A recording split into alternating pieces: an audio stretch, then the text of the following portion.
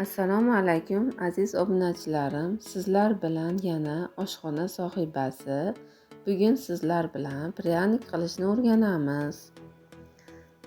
1,5 litr qatig'imizga 25 gram chayniy soda solamiz. 25 gram ammonium.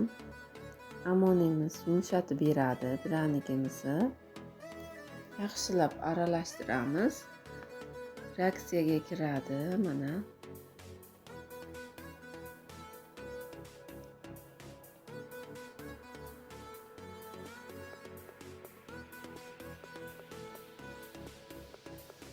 Bir yarim kilo shakar solamiz.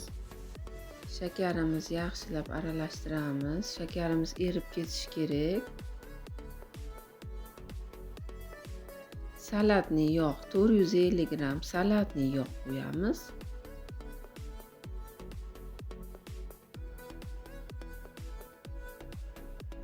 Yog'imizni ham yaxshilab aralashtirib olamiz. Vanilin, manda siropi bor.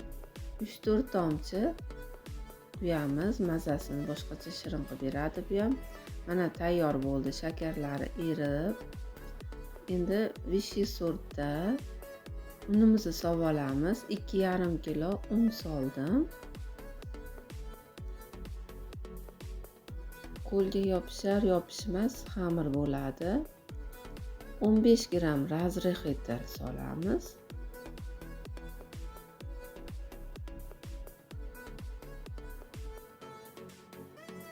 Yumshoqqina xamir olamiz. Mana xamirimiz tayyor bo'ldi. Ko'p mushlab olmaslik kerak. Stolimiz ustiga un sepib olamiz. Xamirimiz yopishib qolmasligi uchun. Mana tayyor bo'ldi. 2 sm qalinligida yoyib olamiz. Shunaqa qolipimizda kesib olamiz. Hammasini bir xilda qilib 2 sm bo'lishi kerak. Mana tayyor bo'lyapti. Mana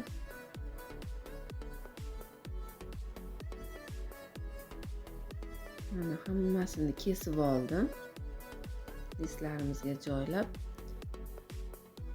pechkamizni qizdirib qo'yilgan oldindan 18 minutda pishib chiqadi.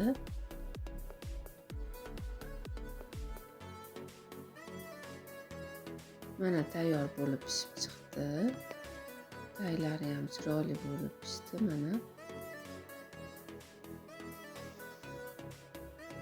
Bu kakaoli edi. Buni narigi videolarimda ko'rsatib beraman. Meni kuzatishda davom eting. Glazurimni tayyorlashni keyingi videoyimga qo'yaman. Bundan-da qiziqroq narsalarni o'tkazib yubormaslik uchun obuna bo'lib like bosishni unutmanglar. Mana pryaniklarimizni glazurlab oldik.